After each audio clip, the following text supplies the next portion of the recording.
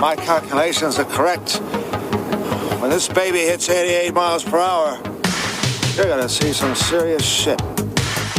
They're here. Do you really think you have a chance against us, Mr. Cowboy? Yippee-ki-yay, motherfucker. It's showtime. Right, welcome everybody to another episode of the VHS Strikes Back. I am one of your hosts, Chris Phelps, and my co-host and very good friend is Mr. Dave Horrocks. Hey there, Chris, and hello to our listeners out there. Welcome to the VHS Strikes Back, the show where we dust off the old video player and go on a nostalgic journey to look at the good and the bad movies of yesteryear. Now, Chris, we have a special episode. We have some special guests on today, don't we? So who have we got? We have Jeff and John from the Predator Minute podcast, Dave, and I am really looking forward to this one. Not because of the fucking film they made me watch, but just having these two great guys on. So welcome to the show. Hey, guys, thanks for having us on. Yeah, thank you so much. And I just want to start by saying I'm not really sure who chose this movie. Oh, you're welcome, everybody.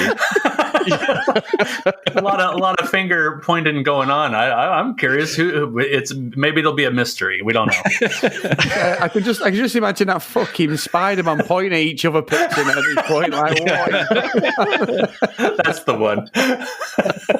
When you guys said that you were going to actually go through with it and do an episode on this movie, the amount of joy that I felt well up inside me was indescribable to make. I think other for our people watch listeners this there, film. that's Jeff, I think, admitting there that it was probably him who chose it initially. So Jeff has done a Chris that I usually do on Dave when I stitch him up with a terrible move. Jeff has done it on all three of us. This is amazing. And we'll get into the choice in a sec. But I mean, guys, tell me about the Predator Minute. Oh, Jeff, you want to take it away?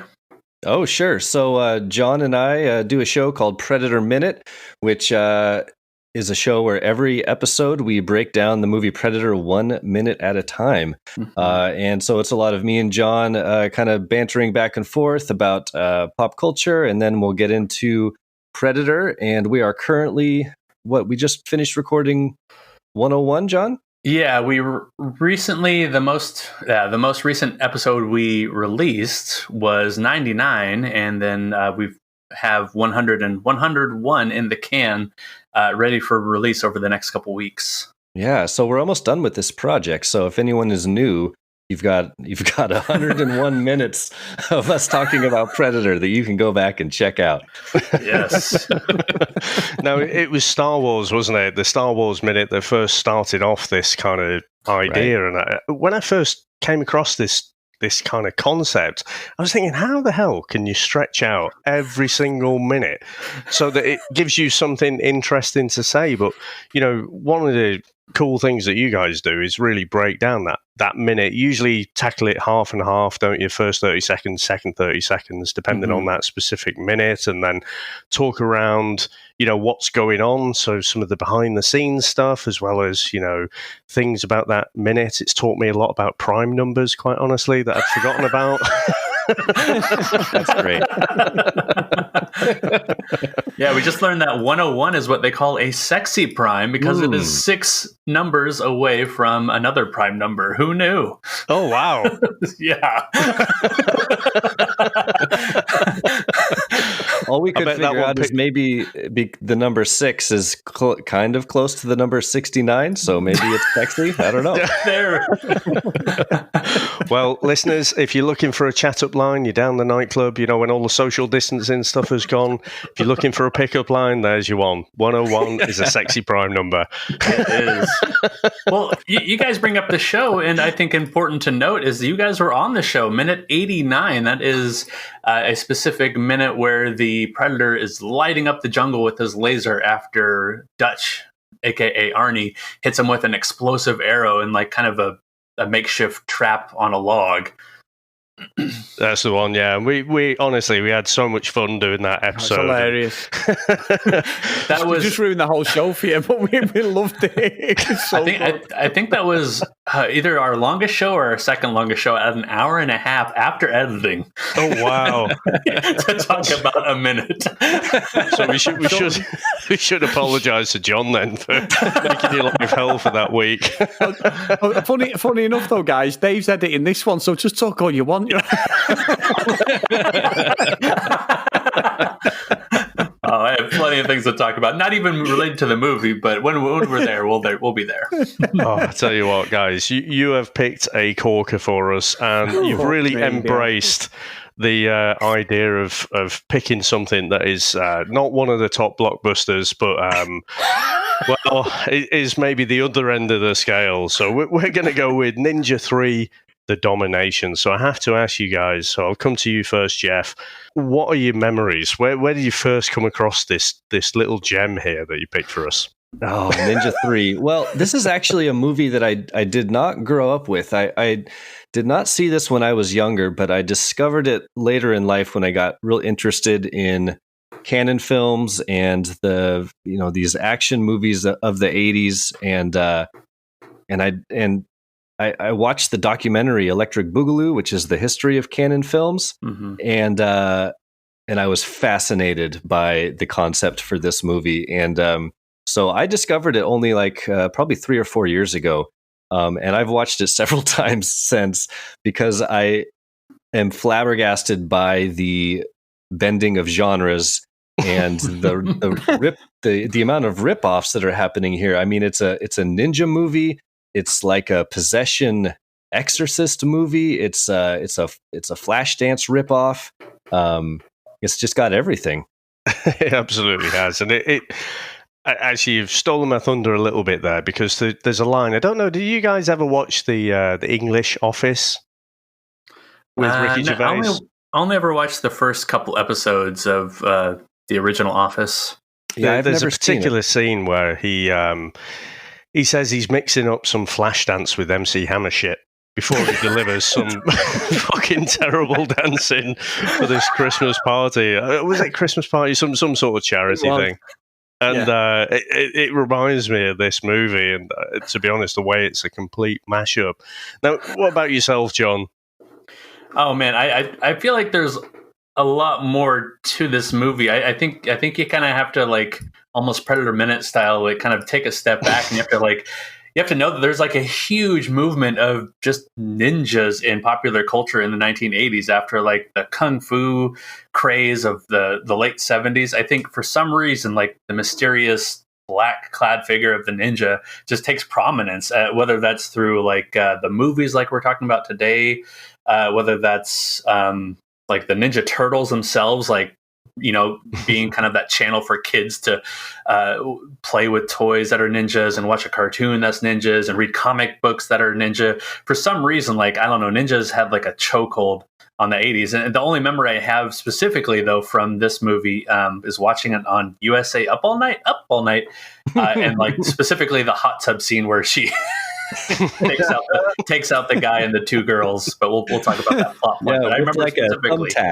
yeah, with a little thumbtack. I just remember being terrified of her character in that movie from that one scene. The smallest cuts in this throughout this movie seem to kill off people quite easily, don't they? Very easily. Fucking paper cuts, aren't they? Actually, I do remember, if I cast my time. So I've only watched this for the first time, and spoilers, second time this week. Well, but I do remember at that time in the 80s that ninjas were massive and they could just do anything. Yes. And I remember kind of looking through the local directory to try and find someone, a little place that taught ninjutsu. I was about fucking 10 or something, trying to be a ninja. Funnily enough, I mean, most of my time growing up was in this small little industrial town called St. Helens. And funnily enough, they didn't have a centre for ninjutsu there. Well, you're in an industrial town, so that's step one, right? First, you have to work for a telephone line company, and also that would have helped. So, yeah. Oh my God, aerobics! We'll get into that, I'm sure. What about yourself, Chris? Had you watched this gem? No, Dave, but having watched it, I was hoping that I'd have laser surgery so I don't have to watch it ever again.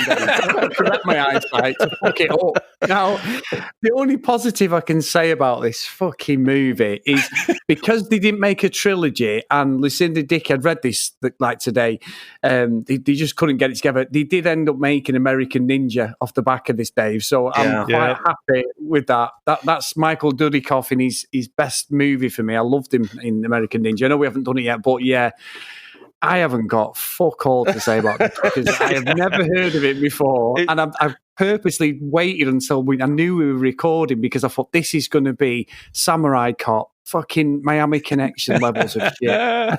It's just, you've done me, both of you have done me. Absolutely unbelievable movie.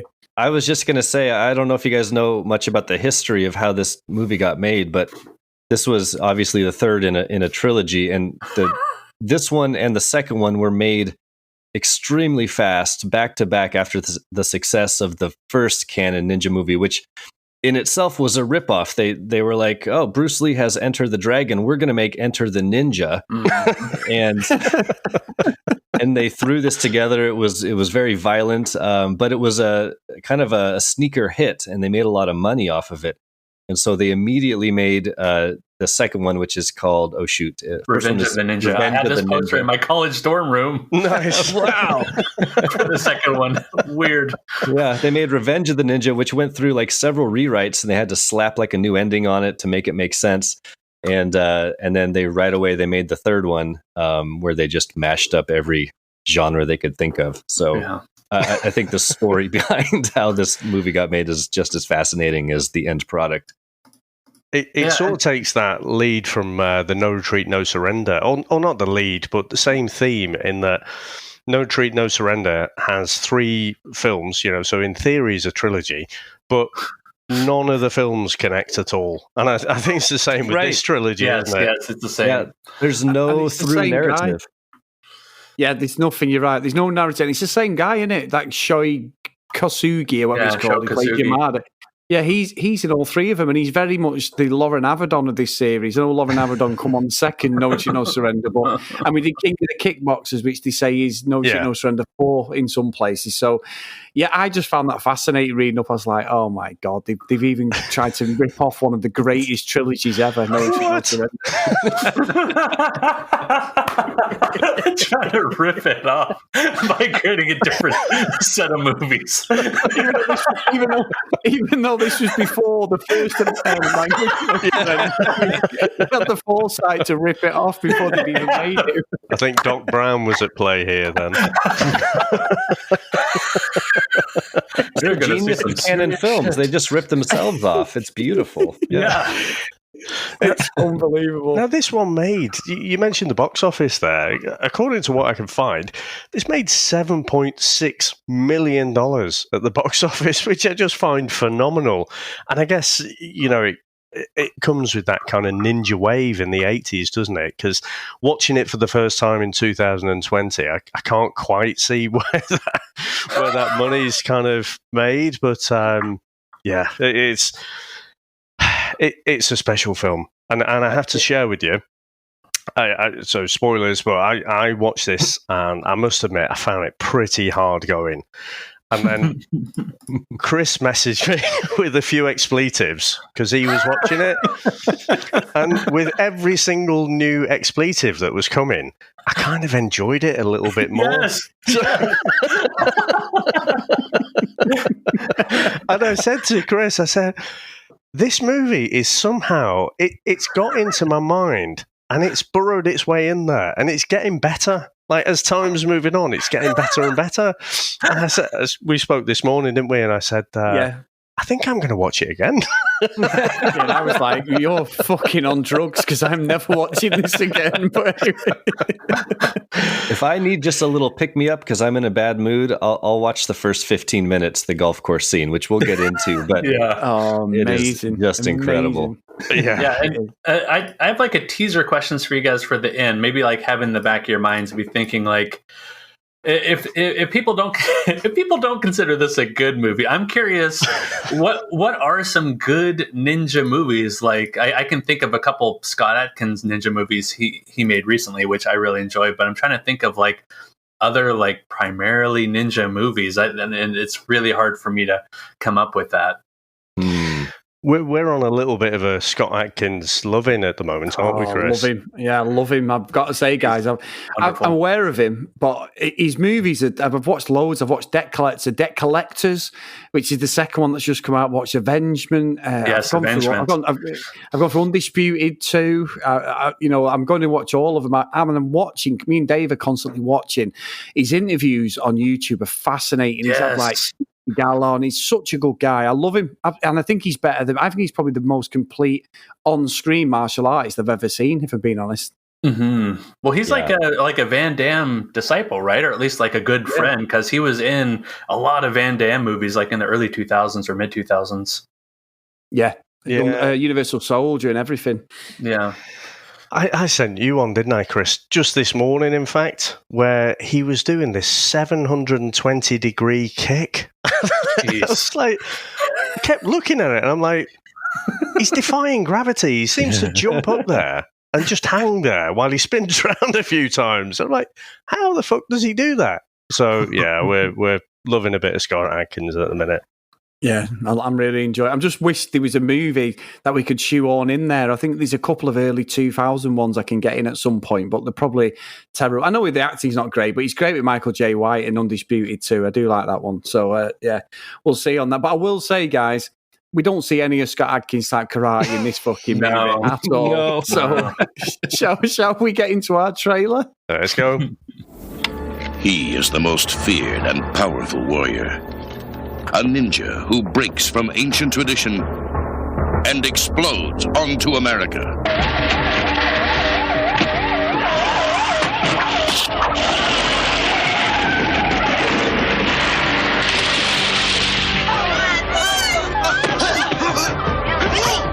His soul possesses the body of an innocent woman and transforms her into a lethal assassin. Who are you?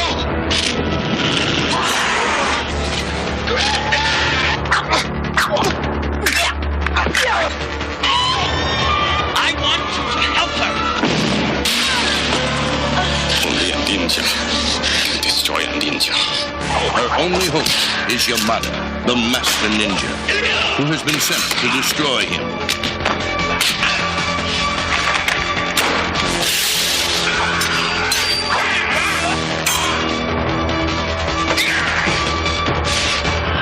Where Revenge of the Ninja left off, Ninja 3 begins. An epic struggle of superhuman strength and supernatural forces. Ninja 3, The Domination. In the early 80s, cocaine was a thriving industry in Hollywood, and we can thank that roaring trade for scripts like this one. We're introduced to a ninja who, after finding his ninja stash of weapons in a cave, takes out a scientist, his security entourage, and a whole bunch of cops at a golf course. But after being on the receiving end of about 100 bullets, the dying ninja possesses Christy Ryder, a telephone line woman and part-time aerobics instructor. King Jane Fonda. This time, I'll come to John first. So, John, what do you make to the opening of this classic movie? Oh my god. Oh my god. It's like, okay, I don't know if you guys had camcorders in the 80s or 90s, like with your friends, you just goof off and make just silly ninja movies or whatever action movies. This is exactly what it comes off like. There's no story. There's just pure goofy action, just ADR out to wazoo, and just, I don't know, just pure chaotic violence for the sake of violence. It's very enjoyable. This opening act is what I'm trying to say. It absolutely is. Now, Jeff, what do you reckon to the opening? Oh, let's talk about it. So I want to hear, Jeff. I want to hear you somehow work in the scientist angle, which we don't learn until a lot later. But go ahead, Jeff. Try to work that into your analysis. I don't. Let's not get too deep into this, John, because you know what? What I'll do is while I was watching this again, I just wrote down some notes, some comments as I was watching the golf course scene. And I'll just throw a couple at you guys. The first is we see a guy with a sweater tied around his neck, you know, like a pretentious douchebag, you know. And that sweater is pulled extremely tight. It's like tied in a knot around his neck. So I was confused by that. I love the blow dart into the gun. That's amazing. Yeah, I was going to say that. Yeah. That is unbelievable. I love how all of a sudden there's just cops everywhere. Everywhere. Like, why are they? Yeah, but they're fucking ruining the golf course, aren't they? The whole fucking golf course is wrecked. Why are there cops patrolling the golf course and they just so quickly and easily drive all their cars out onto the fairway? And they're everywhere. And then I legitimately think that the cop car flying off into the lake is a pretty badass stunt. I do like that one. Mm-hmm. Oh, how about you guys? What are your takeaways with the great golf course scene? Go on, Chris. Well, yeah, the fucking up the gun pipe. The chances of that happening are unbelievable. But you've got to give credit, not credit. The poor woman who's with this guy, he's obviously bet on the side. Why the fuck would you want to spend 3 hours with this fucker playing golf and he can't even play? She sat there, isn't she, all dolled up? She's obviously not playing. He's there with his flunkies around him, these big henchmen, bodyguards, whatever they are, and the ninja's picking up golf carts with two people, and he's about 4'6", and he's fucking lifting things up everywhere. The accuracy on these things are ridiculous. The stars that he's throwing, and what makes it better is reading up on it is they use like proper shit material for like his sword and that. And when he's fighting with people, you can clearly hear that it's like aluminium or something in the sword. They're not proper sword noises, but yeah, it's sensational. And when they finally get the ninja, he must take, I'm not exaggerating, he must take about 200 fucking bullets before he goes. And even then he gets a puff of smoke and goes into the sand. It's fucking nonsense. But I'll tell you what. A load of them are shotguns as well, like the black guy with the cigar. Shotguns, and he's just like, I'm a bit injured there. Run that one off. What I was going to say is, through the movie, loads of cops have got these toy shotguns. A shotgun radius goes off in about 10 to 12 square foot. That's it. They're shooting people in trees 30 feet in the air. And I'm like, this is fucking nonsense. At least get a machine gun or something. Yeah, I'll tell you what, all I kept thinking about you, sorry guys, so I just cut across your edge.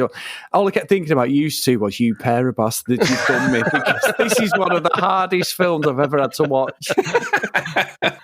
I know it does. This does. Before, sorry, Dave, I probably cut you off, but no.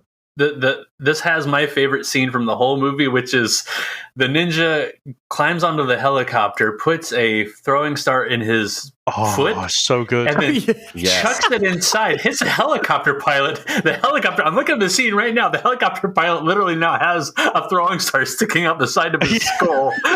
This is the pilot of the chopper, and the other officer in the copter says, "Hold on, I'll get him." Like, hold on to what? Like, he has a throwing star stuck in the side of his head. Like, this is the pilot. Like, your first priority is like reassuring him. Oh man, it's about the 9.5 minute mark. It's just, I've watched that scene so many times. Like, there's no way they cut around anything or edited that. Like, it's clearly, it's very clear what's happening. That's up there, and I love when he ends up in the water and they're all there in the water and then he's running off and his clothes are dry. And it's just, it's no continuity at all. Continuity? Are you kidding me? I do love that scene. I wrote that one down as well, where he's got the ninja star in between his big toe and sort of gets good force. Do you not find yourself trying to figure out, it's like, how do you get the force? Throwing that? He must have really strong hamstrings. But guys, the elephant in the room for me we find out this guy is a scientist. I was assuming he was some kind of politician or some kind of mafia guy or something like that. Mm-hmm. It's only when Christie's being interviewed later in the police station we find out he's a scientist. Right. But what kind of scientists do you know, guys, who have 4 security guards? And when he hits the golf ball into the rough a bit there, he's like, "Oh, go and get that for me." You know, so they're like his lackeys as well. I just couldn't get it at all. Yeah, I don't know. Yeah, again, I don't know where the scientist angle ever comes in. I've watched this movie a couple times over the last couple weeks, and they say scientist, but I don't know what. Are we supposed to know what kind of science he's doing, or is it related to ninjutsu, or is the ninja like really mad about the science? I don't know. I think it's one of those. They probably shot the scene without having any dialogue. And actually, in that same scene where he says there's a scientist, when you get the old creepy bloke cop who ends up being the love interest, right? He offers her a Coke, nice bit of product placement there. And she goes, "Thanks, but I don't use soft drinks." I don't use soft drinks. Yeah. And I thought, is it one of those where someone's just put this through a translation machine or something like that, and they just haven't quite got English? Like, he shouldn't have been a scientist, but someone sort of mistranscribed something in the writing process. This is classic Golem and Globus at Canon Films. They had a very rocky relationship, let's say, with American culture, where they would try to write scripts and rewrite scripts, and a lot of times the cultural translations just wouldn't come through, and they'd have to fix a lot of things in post with ADR dialogue or just rewriting scenes. Just to go back a second, you guys talked about the continuity.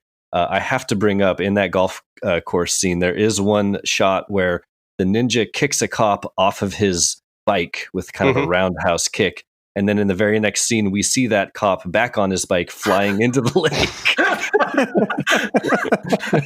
So presumably he got back on his bike and then just went full bore on the throttle and shot himself into the lake. That is an impressive spot, because the amount of cops that are absolutely massacred in this scene, I don't think I'd be able to recognize any of them apart from, like I say, the black guy chewing on a cigar. He's probably the most recognizable with his bike helmet on there. Well, that's the most continuity this film has, right? Is like, if you watch that scene over again, those are the actual cops that she takes out in whatever spirit ninja form. So it's the one part this movie kept continuity wise. Yeah, and I tell you what, I've never known a movie have different characters who do complete 180s. So we meet the fucking cop, Billy, don't we? She meets him. He's a fucking sleazebag with the hairiest back and shoulders we've ever seen. That was another note. I was like, how the hell does one grow hair like that on your shoulder? He's got like a fucking chimpanzee growing out of his shoulder. An elephant, what am I on about? That would be continuity. But she goes to the police station and he's talking to her, and he's fucking sleazing on her really badly. And you're like, oh, Christy, she seems like she's the hero of the film and all that.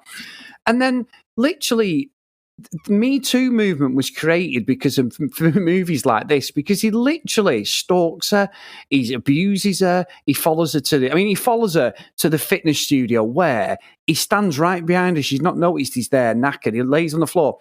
He lets 5 guys try and rape her in broad daylight with about 20 people watching, a lot of blokes there, and she kicks the shit out of him. And then he says, "I'm going to arrest you," because she's been attempted to rape. And then he takes her back to her apartment and fucks her. And you're like, this is just nonsense. And she just gives everything up for a can of fucking tomato juice. I've never seen anything like it. Oh, let's get into it. The V8 juice.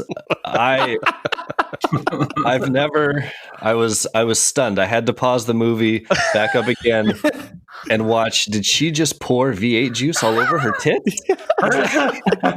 That like thick tomatoey liquid, is that sexy? There's nothing sexier than pouring a bit No. of tomato juice all over yourself, is there? No, there's not. And I will say, I have a bit of a story here. I remember years ago thinking, you know what? I'm going to get some chocolate here. I'm going to get some chocolate and we're going to, pour it on my wife's body. And thought, this is going to be really sexy. It was white chocolate, my favourite. Put it in the microwave. It was in a glass bowl. Oh, no, Chris. Took it upstairs. Poured it on her stomach, and we couldn't get it off because it was solid. It was just horrendous. So at least it was chocolate, not tomato. This was horrendous. It was horrendous. I just wanted to get some chips out or something. And it's the way she fell back. She fell like completely back, Exorcist style. And it's like, this guy has been an absolute sleaze. He's proper stalked you. He's horrible.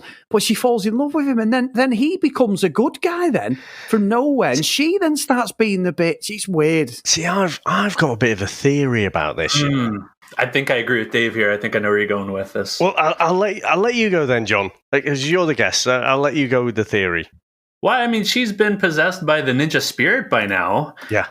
For one, and two, like he is threatening her a lot more before she invites him in for V8 juice. So I think she's doing it as a bit of a distraction, as well as maybe like knowing he's one of the cops who killed her as a ninja. Yeah, I'm with you because, I mean, when we first go to that, and I think the music is brilliant. That Body Shop is one of the best things. That is just a little earworm that I'm going to play over and over, and the lyrics are fantastic. It's like, do you look like shit when you look in the mirror and sort yourself out, and you're not getting enough sex because you're living in the kitchen, or it's absolutely brilliant lyrics. But we see him; he's got that fucking shit-eating grin on him. He's been stalking. He's just had all of his colleagues mercilessly slaughtered, and he's trying to hit on this woman. Now, this other woman is going to be attacked, and you've just got a whole crowd watching. That was so crazy. The only one who actually steps up, and then they're all still watching. And then she when he fake arrests her. And they go off. She's still saying she doesn't like cops. And then she absolutely just switches. She switches from hating cops to absolutely, throwing herself at him and seducing him. So I think it's the ninja. I think the ninja is doing what he's got to do to keep things, on the level. I think he's second one for the team.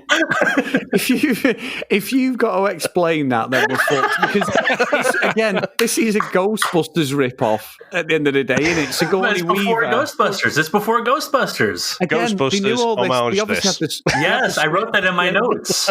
It is Sigourney Weaver because the fitness stuff that don't get me wrong, she's proper. She looks really stunning in it, doesn't she? Lucinda Dickey, she was a dancer in that, so she's fit. But I think the guys working out agreed with you. Yeah, I think so as well. Yeah, on carpet, no less. Oh my god, that place! All I kept thinking was that place must fucking stink. All the carpet and all the curtains everywhere, and you got people sweating. And, oh god, I looked out. There's a lot there's a lot of yeast infections in there, Dave. Sorry, Chris, I cut across you there. No, but I just think you're watching it and you're like, I'm just transfixed by it. Like, what is the point of her in this movie being? I know she's the ninja and that, but the way she becomes the ninja, but then all of a sudden she can do karate and just beats the shit out. I mean, one of the guys is about 6'5" and he's huge. And I know size doesn't always mean anything, but when you've got all these guys there, and it's just the way a policeman. He stood there like they're just having a bit of an argument. They're trying to fucking rape her, and he just stands there and does absolutely nothing. And I'm like, surely somebody who was directing this piece of shit must have said, hang on, that doesn't sit right with us. A copper would just stand there and do nothing. I think it's amazing because it's like, what are we watching? It's right down my street of shit movies. But honestly, I was like, I had to watch this about 5 times and stop it because I just couldn't get through it in one sitting. I was just like, and that's every time, guys. Dave got some abuse off me. I was like, this is fucking shit. What is this? I mean, what do you guys reckon to that whole blossoming relationship that they've got there? I in my notes I wrote, whoa, she just did a complete 180 with this guy. He has done nothing up to this point to warrant any attention from her, other than, like you said, he's stalking her. I also like that he does say, "I'm going to arrest you," and then puts her in the car. And I don't know if you guys noticed this, but they cut to them driving in the car, and his very next line is, "Look, I'm not going to arrest you." You sort of did. It's a great pickup line, though, isn't it? I always blame. Now she's been kidnapped, basically. Yeah, I always blame 80s movies for being crap with women, because you have stuff like this. You have Cannonball Run, where they basically they basically kidnap Beauty, and then she's okay with it. Dave, fuck off. You should lay away from the Cannonball Run and Burt Reynolds. You can pick any other film out. But it's awesome. But I'm not quite sure when the possession actually happens. And actually, I say the possession. What is it with the title of this film, that the domination? Is that another kind of translation thing? Because I'm not really understanding what it is. Is it exorcism, possession? There's all kinds of shuns that it could have been, but the domination, I'm just utterly confused by that. I don't see it. I don't know where that comes from. It's nonsense. Again, it's like Golem and Globus just slapping a colon and a phrase to the end of the title just to make it number 3, Right. This should have been Revenge of the Ninja, right? I mean, this is clearly all the ninja's doing in the second act of this movie. Were you guys as fascinated by her apartment as I was? Yes. It was amazing. It was like a cinder block warehouse. She's got metal frames everywhere. Yeah, she has like a power rack as part of her bed frame. Yeah, exactly. She's got an arcade game in there. Oh my gosh. She has like one of those industrial like ceiling fans, but it's sitting on top of her fridge. And then there are plants everywhere. I could not figure out what she was going for. Did she just find this place and just move herself in? Is she squatting in the basement of some warehouse? Well, is it different in the US? That in the UK, our telephone lines women basically are the upper echelons of society, and live like queens, and in their castles and things. So no, it's ridiculous, isn't it? She's fucking line woman and part-time aerobics instructor, and she's got a pad like that. It's amazing. Yeah, and that arcade machine was actually a real one. It wasn't commissioned a lot, but it's worth a lot of money. That if anyone can get hold of it, it's supposed to be worth a bomb. But I thought it was brilliant. And it's the way that the time moves so quickly that Billy is moved in. He loves her. He's there, and it's like in the progression of a day or so that they've become this dead, steady, rock solid couple from him just wanting to fucking stalk her. I just find it. The timeline is amazing, and it is. And I will say, guys, I want to talk about, if you don't want to trampling over both your points, but my favourite bit of the whole movie is the black guy cop with the cigar and the 2 hookers who just walk straight out of a police station with 2 hookers arm in arm, like it's nothing. That wasn't the black guy. And that was a different cop. The black guy gets killed playing pool, right? Sorry, it was the guy with the fuzzy hair. Yes, it was the guy with the fuzzy hair. Sorry, yes, it was. He looked like an older version of Mahoney out of American Police Academy. But yeah, and nobody's batting an eyelid. He just walks straight out with 2 hookers who are obviously on a charge, arm in arm, goes straight into a jacuzzi in a brothel, and I'm like, what the hell? I thought that bit was amazing. I had a lot of questions about this. So this is it. Presumably, the cop is leaving work. Are these hookers that have been charged? And he's now been like, I'm just going to walk out here with you guys. And they are into him. Yeah, they are really into him. They are like, oh yeah, we're going to go into the hot tub with this disgusting guy that's 25 years older than us. And do they just walk down the street and find a public jacuzzi to go into? I had questions about that too. Where the hell are they in that scene? I don't know if anyone's got any answers. No. outstanding. And then, obviously, what makes me laugh is he's got these two hookers who are just like, they're all over him. And very much reminiscent of Biff in Back to the Future 2. He's got the two hookers there. Obviously, they're not watching Clint Eastwood movies, but she comes in, Christy, and one of them goes, "Who's this bitch?" And he's like, "Hang on, you're there. You two fucking hookers. Why are you bothered that another girl's entered the fucking fray?" And then obviously Christy just decimates him with that ridiculous paper clip that she's got in her mouth. But yeah, it's amazing. Like, oh, but he seems to be enjoying it. These guys were they properly studied acting, hadn't they? They were awful.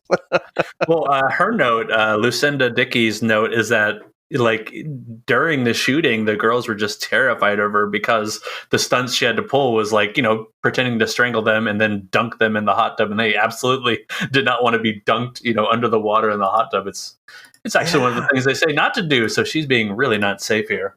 I found that fascinating as well in that interview where basically that was her first acting job, wasn't it? And she basically got thrust in there.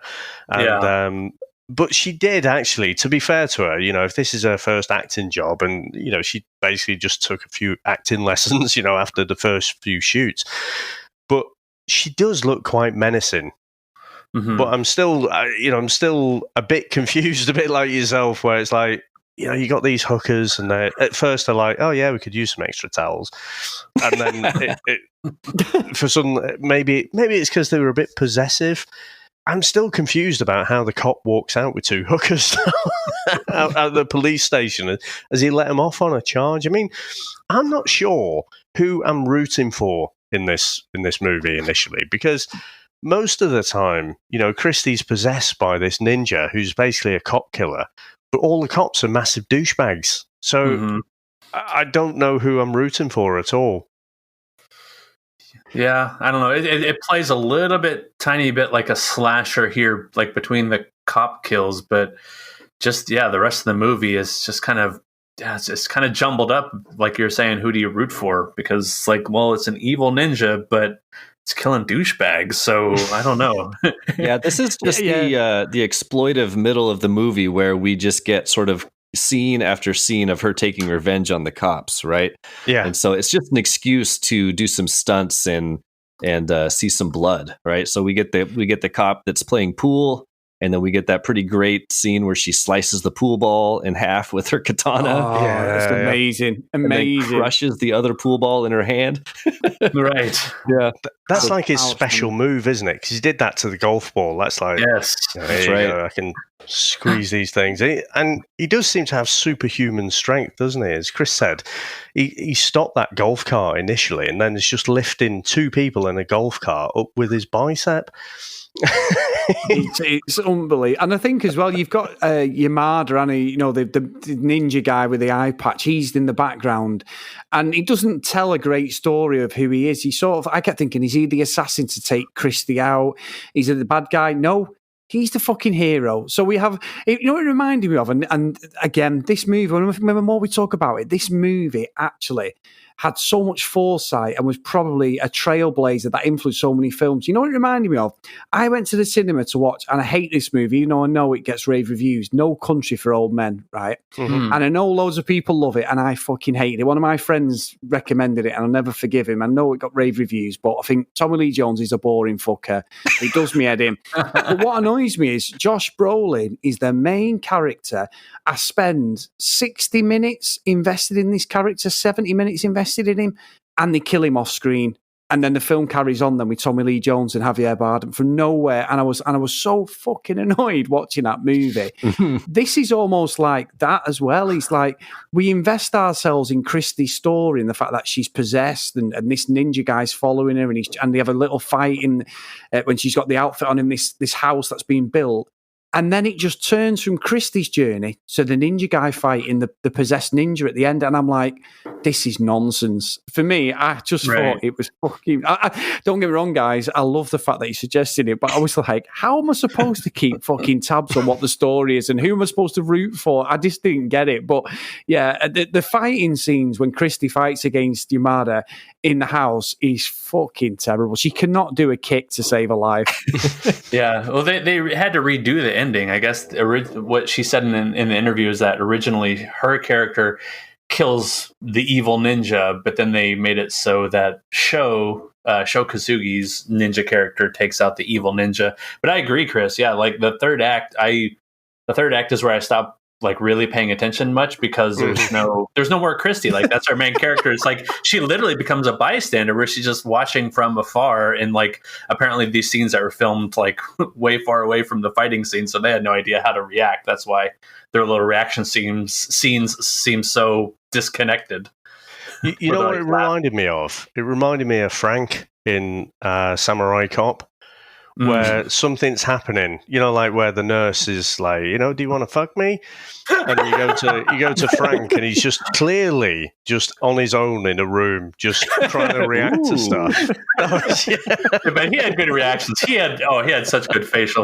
That was legendary, isn't it? I love those. I often roll out those gifs, but it reminded me of that because you could see that Christy and Billy were both like just on their own, and you've got someone in the background saying, this is happening, and they're like, ooh, you know, it's pretty terrible.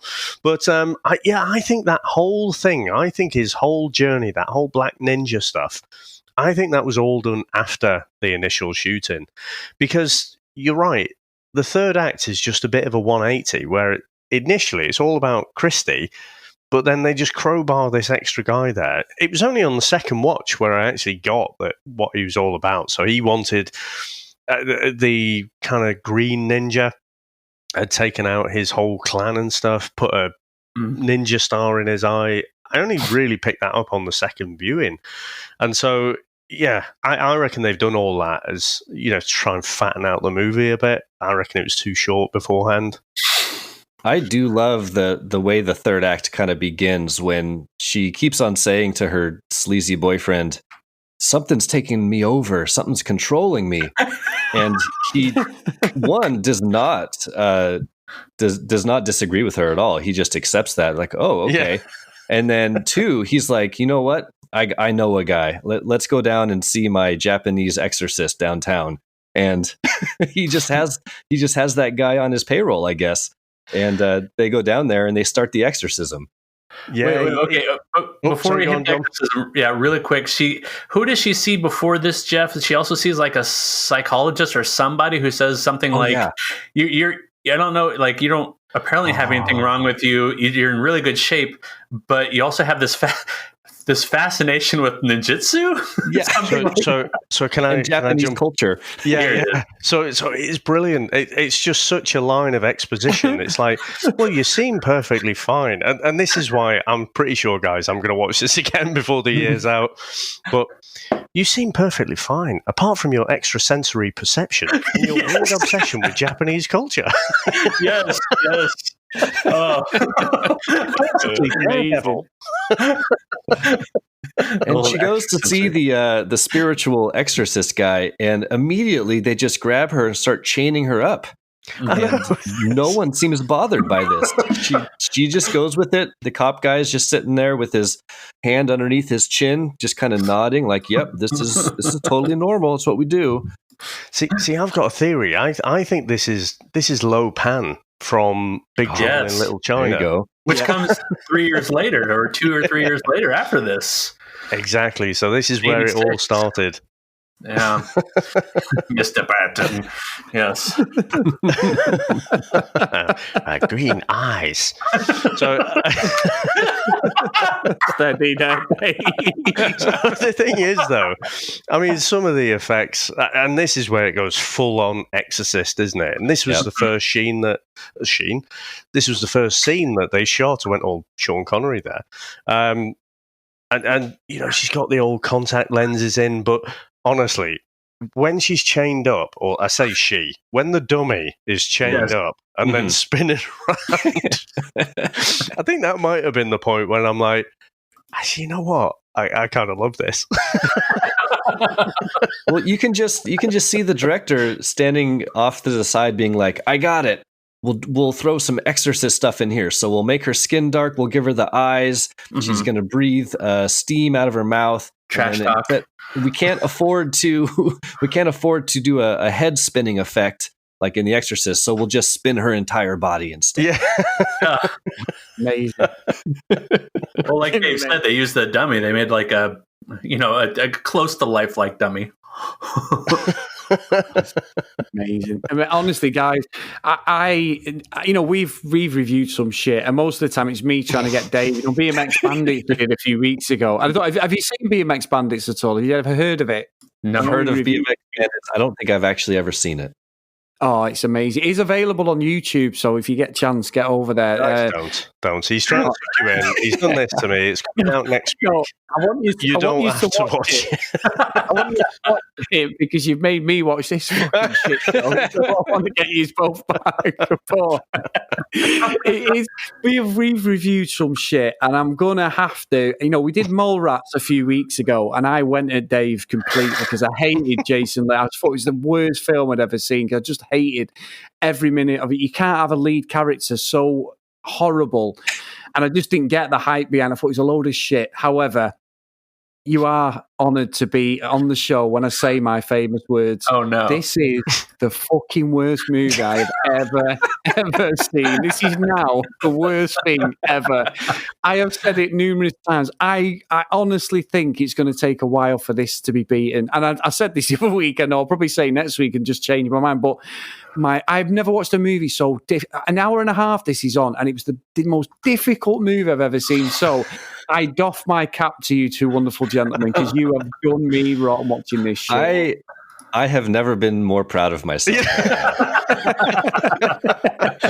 Guys, you're sensing that little bit of joy that I get as well. Every time he says it, I'm like, oh, get in. You've done me. Honestly, I loved it. And I was laughing, thinking, I can't wait to talk to these two bastards. They're going to get it tonight. But honestly, the more we talk about it, it's become almost like a trailblazer for other movies. The fact that they ripped stuff off from No Shit, No Surrender that wasn't even out is amazing. So I just think it's been brilliant. This movie is objectively bad. However, I will say that I like the pace of this movie. As crazy as it is, as ridiculous as the storyline is, for me personally, never get bored. I feel like they move from one scene to the next, to the next, to the next. And as soon as you start to get a little bored, you've got ninjas stabbing people or slicing their arms off. And for me, I find joy in that. Dave's going to find joy editing this, knowing what I've just said to you. Yeah. But I'll tell you what, though, as a ninja, she's pretty shit at the funeral at the end because she turns up in a fucking, her actual van, a work van, leaves the ninja star on the seat. It's not exactly what a ninja would do. A ninja would turn up 20 miles away and hike it there, wouldn't they, to fucking make sure nobody saw him. But no, she turns up in a work van and leaves it near the funeral procession just so people know who she is. I thought that was a bit of a stretch. But Billy put one and one together and he was straight there at the funeral. And again, the cops have got the helmets on like they're in fucking chips at a funeral. It's fucking ridiculous. I'm just going to throw out a speculative theory here, but I don't think the writers knew a lot about ninjas when they were putting this together. Yeah. I think that's a true statement. Yeah. But yeah, I think I don't know. I'd have to watch it again, but I think the third act does lull a little bit. I think it feels a little bit choppy when we get the kind of new protagonist, Black Ninja. But, I mean, we say he's our hero, and I kind of guess he is, but then when he's trying to get to where the body of the original ninja is, he just starts killing people indiscriminately. I'm like... it's not very ninja-ly. I mean, you could just sneak in there and then get the body. Ninja-ly? Ninja-ly? Is that a new word? Ninja-ly. That's a new verb. I love that, Dave. I thought he was just, knocking him out, hitting him with like trank darts, that kind of thing. Yeah. But maybe not.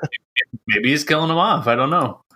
We do I don't know, get the best line in the entire movie, I think, in that third act when he says, "Only a ninja can kill a ninja or destroy a ninja." That's it. Oh, you messed it, John. I messed it up. Jeff, sorry.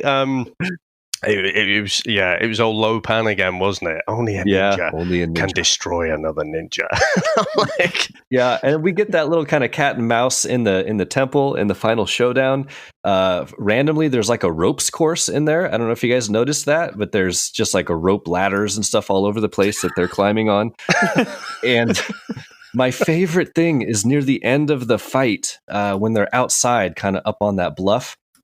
Not only is he a ninja, but he's got like a Batman-esque arsenal of tools in his pockets. Yes. That you cannot see prior.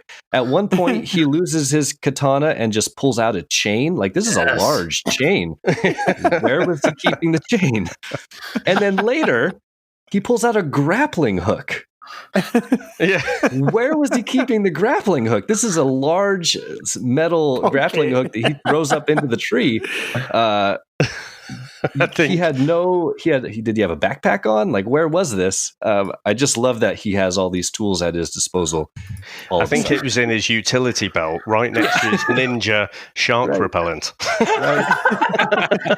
Ninja ice skates. Ninja credit card.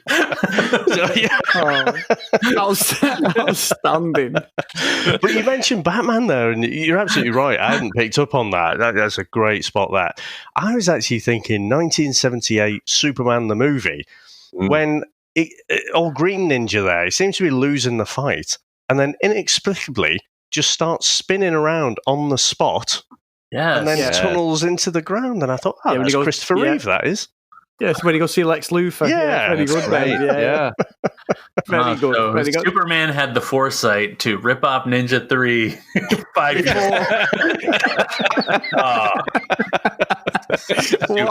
What a movie. This movie can be linked everywhere. Who knew? It's unbelievable. I've come in to trash it and gone away thinking, actually, it's a revolutionary bit of cinema. Yeah, it's a cornerstone of cinema culture. Yeah. I think though as well is when he kills him, he stabs him with like a 6-inch knife, but then when we get the long shot, the knife's about fucking 2 foot long in his head. It's just lucky, it was the ninja killing the other ninja, because that knife would have had no effect otherwise. It had to be from a ninja. Exactly. But they don't explain, if a ninja has to kill a ninja, he died when everyone was shooting him though, didn't he really, as well? But he didn't.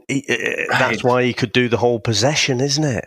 So it's deeply layered here, Chris. You got to pay attention. Right. With the sword, right? It's really deep. Again, it's really deep. If you've got to explain it to me, we've lost. But yeah, that's fine. You guys, this movie has layers. You just you have to unpack them. It takes a little while, a couple watches. I love that you've come on here and absolutely decimated me, both of you, with this movie, because this is fucking awesome. After what I did on your podcast, when I came in and what did they say? We're having a bukkake fucking party or something like that? It was when I remember it explicitly, Chris. I remember I was in the room upstairs and, these guys got a serious podcast here. And then I think it was the Predator, wasn't he? He was just shooting, his lasers, like big fireworks. And then you liken that to a massive bukkake party. Chris, don't mess up their podcast. I forgot about that. That's actually one of the highlights of the entire project. So. Oh my god! Sensational. Honestly, guys, this is one of the worst movies ever, but I can't. I'm going to listen to this podcast back when Dave edits it. It's going to be amazing. I'm honored to bring this film to you guys, and thank you so much for letting us come on here and torture you a bit with Ninja 3: The Domination. Oh no, honestly, amazing. Honestly, guys, is no problem at all, because I'll be definitely watching this one again. But before I peek my cards a little bit too much, so I'll just say let's get into our final review.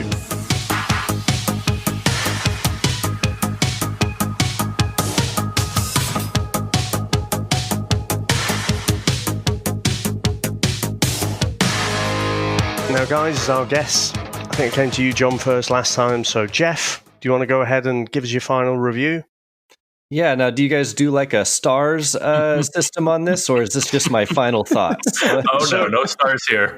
So we've got a full breakdown. Chris, do you want to run through the breakdown and see if we don't get confused with the Comics in Motion? What I usually do is I start with like what the VHS scoring system is. It's a 5-point system, but we have names by everything, guys. So I always end up crossing over the Comics in Motion. But if it's the best thing you've ever seen, you send it to Cloud City, and I will actually be deleting all of you if anybody sends this to Cloud City today. If it's not the best thing you've ever seen, but it's close, we send it to Pleasantville. If it's in the middle, it goes to Hill Valley. If it starts getting a little bit shit, we send it to fucking hell, David, I always forget. Elm Street. Elm Street. I can't remember my own podcast. Elm Street. And then if it's the worst thing you've ever seen, we send it to Dantooine and we fire it off and blow this fucker up. So take it away. All right. I think I'm going to squarely place this one on Hill Valley. I enjoy the ridiculousness of this movie. I think that is what makes it charming.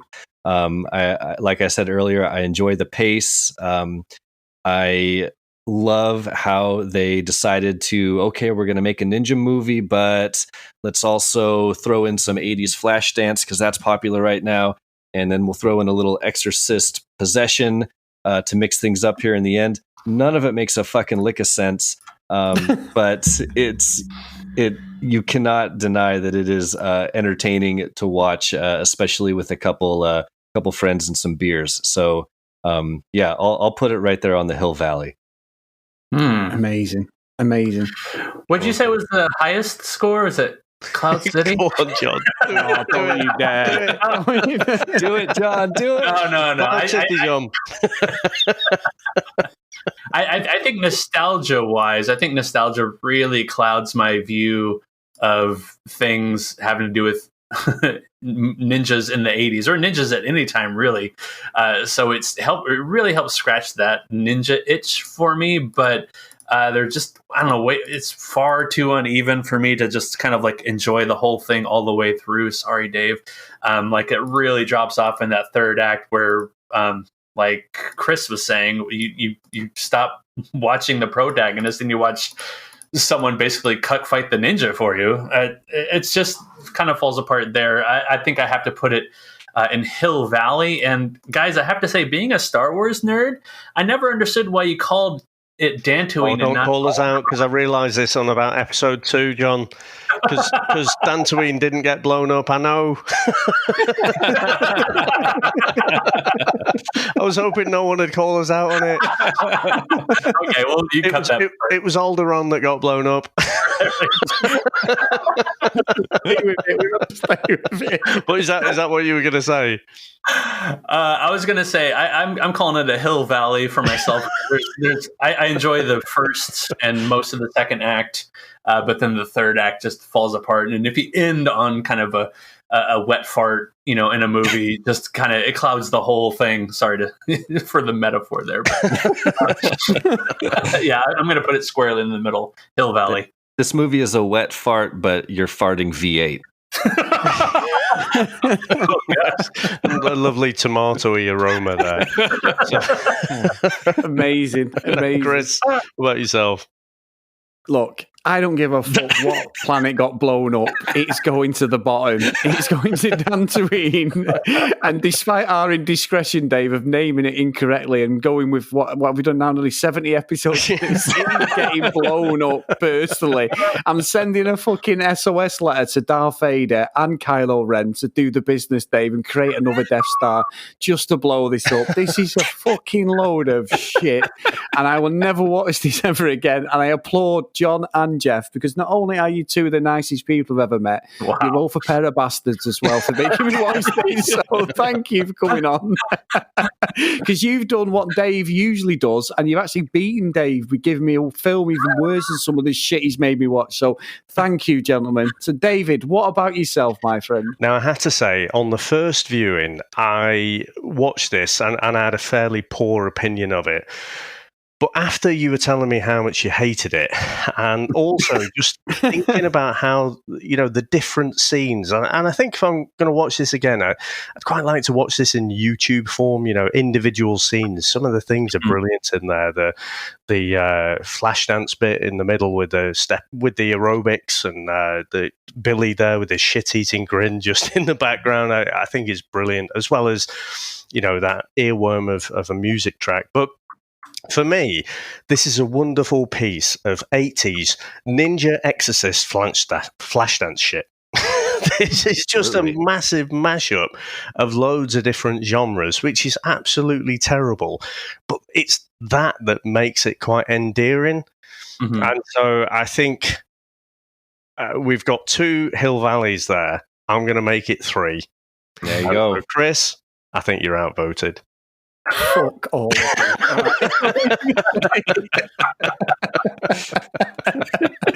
I am not watching this again. I don't give a fuck, Dave. How many messages you send me telling me it's brilliant? I'm not watching it again. Miami Connection and Samurai Cop are some of the best pieces of shit I've ever watched, and I am not watching this again, Dave.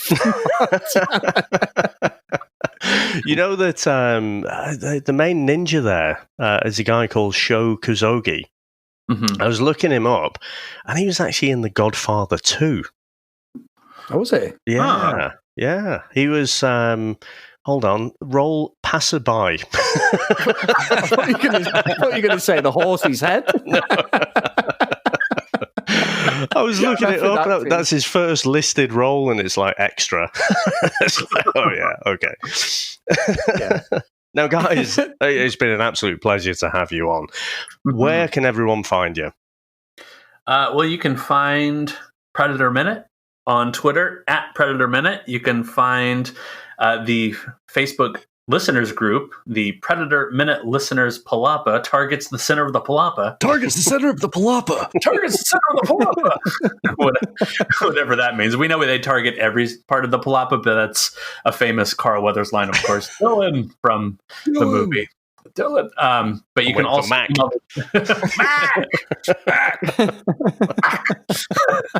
You can also email the show predatorminute@gmail.com. Thanks, guys, for having us on. Appreciate the ninja talk. Oh, amazing. Thank you, guys. Honestly, it's been a pleasure. You take it all with such fun, and because I probably listen to our characters, nothing can offend me. You can just give me plenty of shit, and I hope you haven't offended some of the stuff I've said, because it's all done with good fun. Because it's been such a good laugh, this, guys. Again, thank you so much, you guys. This was a blast. Yeah, it's been brilliant. Awesome. Now, Chris, where can everyone get us? If you want to get us, and please don't suggest any movies along the same lines as this, please, guys. Please don't. Please don't. No, please don't. But if you do want to get on Twitter and Instagram at VHS Strikes Back, if you want to email us, the VHSstrikesback@gmail.com. And if, like the Predator Minute guys, now, hang on a minute, we have got a Patreon, which these guys are part of, and one of our executive producers. So thank you so much, guys. Producers today. Exactly. But Dave, it's almost like a witch hunt to see who can give me the worst movies. Because if you get over to patreon.com/the VHS Strikes Back, you can suggest movies like Ninja 3 The Domination. And you can hear Chris go on a rant every single episode and absolutely shit on it. So if you do want to do that, get over there and have a look at what tiers we've got. You can follow us if you do want to support the show. Anyway, David, over to you to take the show up. Well, guys, listeners, I can only encourage you. So episode 100, so minute 100 is going to be coming out soon of The Predator. So get over and give them a listen. And all I'll finish off with is say, Chris, only a ninja can destroy another ninja.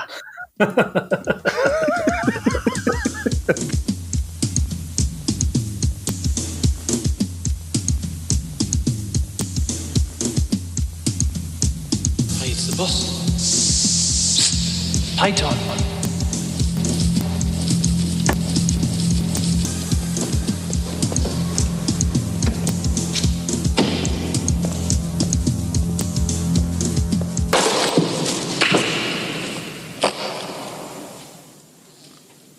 Total, $250,000. Each, we hit the day after tomorrow. The money? Us. Hey, this puts us one step ahead of the law. This, gentlemen? Not if we got our own BMX track. Well, you know, somewhere all the kids around here could ride with no hassle. Other areas get them, why can't we? Listen, if we put our heads together, we can come up with something. The way I see it, to make money, you need money. Yeah, well, if you want money, you can always go into scrap metal.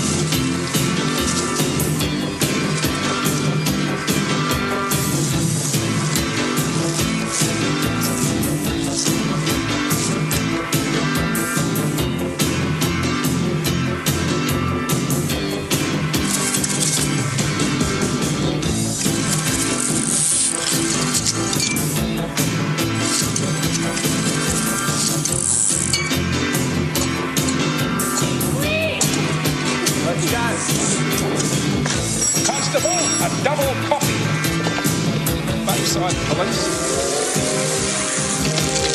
Hey, there's a box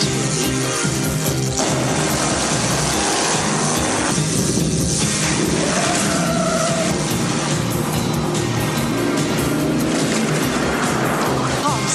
Well, don't worry. They can't get at us in here.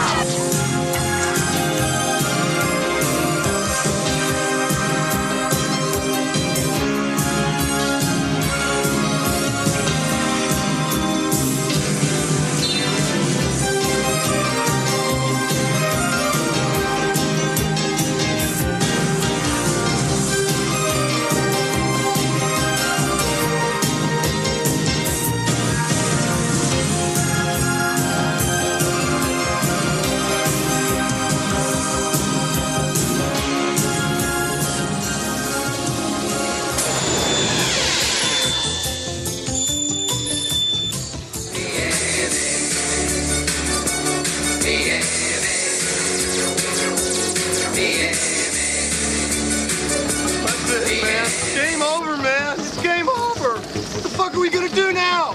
What are we gonna do? Maybe we could build a fire, sing a couple of songs, huh? Why don't we try that? We better get back, because it'll be dark soon, and they mostly come at night. Mostly. I'll be back. That's not. We came, we saw, we kicked its ass. Wax on, wax off. Get to the chopper! One ring to go. All right. Ding, ding. Bust you up. Go for it. Well, here we go. Ain't so bad. Ain't so bad. Ain't so bad. Come on. Ain't so bad. Ain't nothing. Come on. You must be crazy or something. I'm crazy. You just a stupid fool. Yeah, maybe you crazy. I ain't breathing heavy. He's a fool. He's stupid. I'll see you in 6 months.